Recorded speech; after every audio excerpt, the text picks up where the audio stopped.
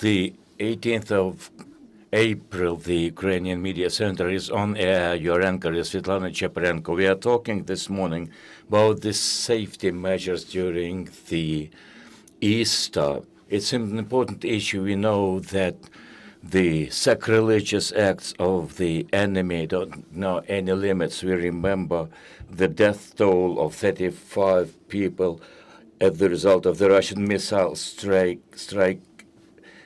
against Sumy, and Russia has been attacking Kharkiv, Sumy, and the city of Dnipro. We must be ready for every possible scenario during the Passion Week. We are talking this morning with the head of the Emergency Prevention Department at the State Emergency Service of Ukraine. Welcome, Roman Tsirut. Thank you very much. The war is raging on, but the life is also going on.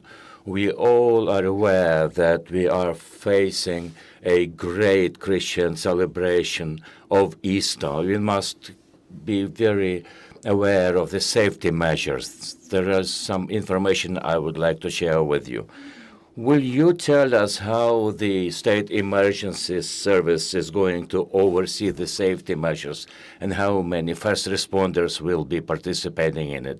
As of now, for the celebrations, we will engage more than 6,000 officers, including 2,500 units of fire engines, especially in the capital city. 330 rescuers will be on duty.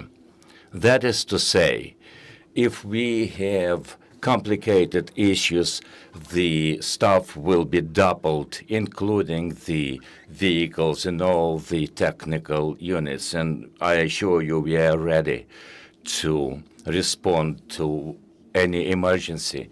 On this slide, we see the number of fires. Will you tell us about the statistics since the beginning of the year? Since the beginning of the year, we have seen 9 fires in different churches and places of worship. That is to say, the fires are taking place. Sometimes people were injured, and I'm talking about last year. This year has not seen any traumas, and that's a good thing. A complete destruction has been delivered on 3 churches, with the 6 places of worship being damaged. This kind of statistics, I should tell you, is dependent on the structures. You will remember that these are sometimes ancient churches. Some of those are wooden work.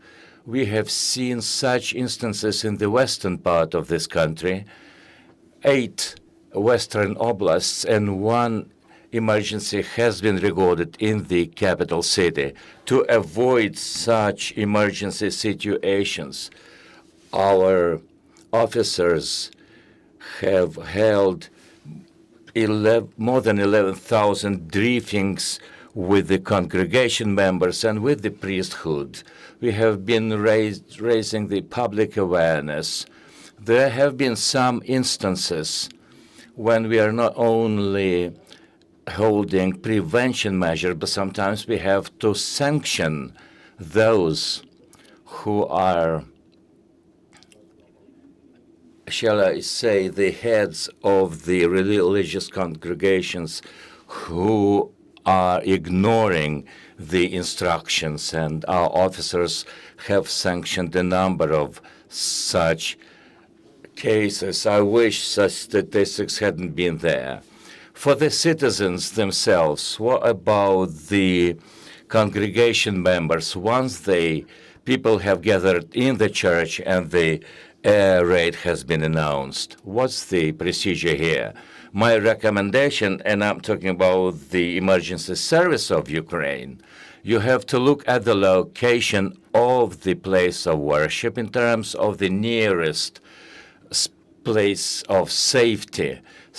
Many churches have the underground areas, and they should be used as the safety place. Many children will be there, and the responsibility for their safety, of course, is with their parents. The places of worship are very specific premises. They use the open flame. I'm talking about the candles as the symbol of joyous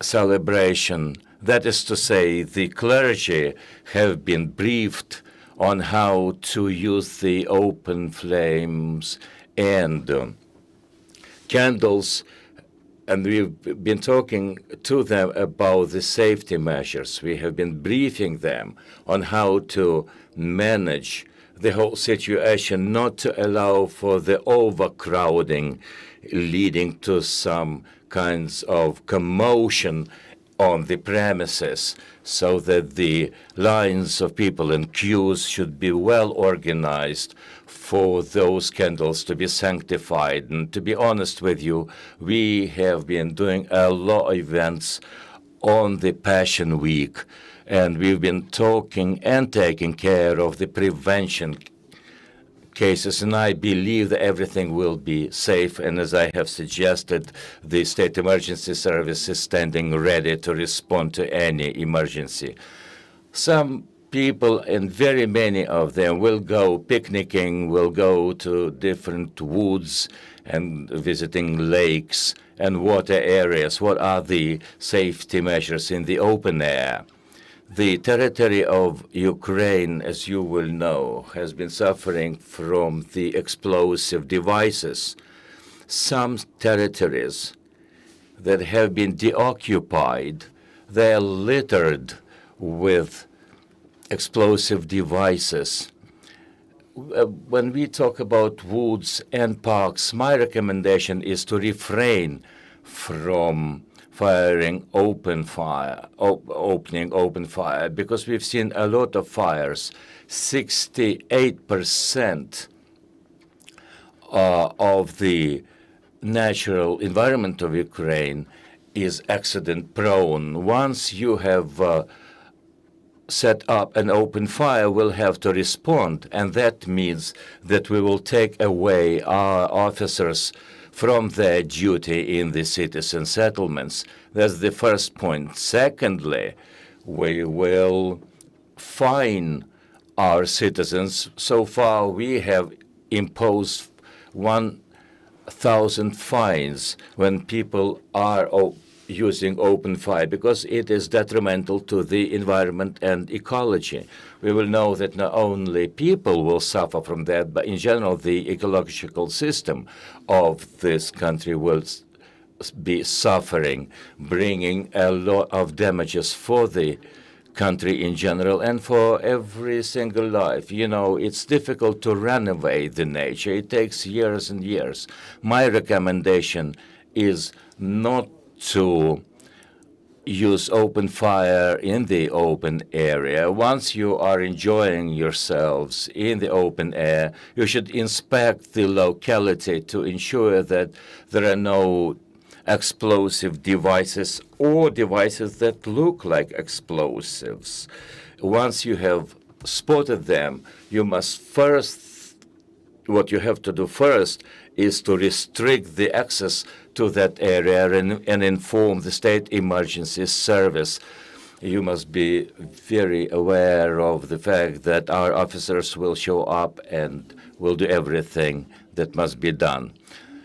The Passion Week and the week after that in Ukraine is used as an event to go to the cemeteries. What about those things? In the majority of such cases, when people go to the cemeteries to take care of the graves of their loved ones, you have to be responsible. Once you have cut the grass or anything, you should dispose of such dry grass in the specially designated places. In the frontline territories, you must be very aware of the objects that look like explosive devices. And again, once you have seen something of this sort, of this sort, you have to dial 101 or 102. Perhaps you have questions to our guest. In that case, you will be given the microphone. Can I take advantage of this presentation? Our citizens must be aware that apart from the war, every day fires claim about 4 lives every day and 5 injuries.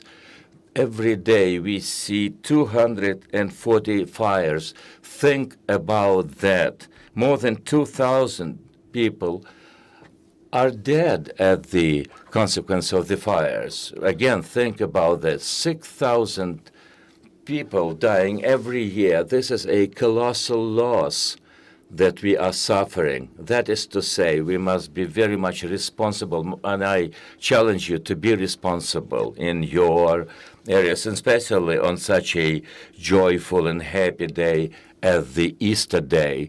The biggest tragedy we are facing is the war that claims the lives of our military and the civilians. Thank you very much, Roman, for those important words. We've been talking about the safety measures during the Easter.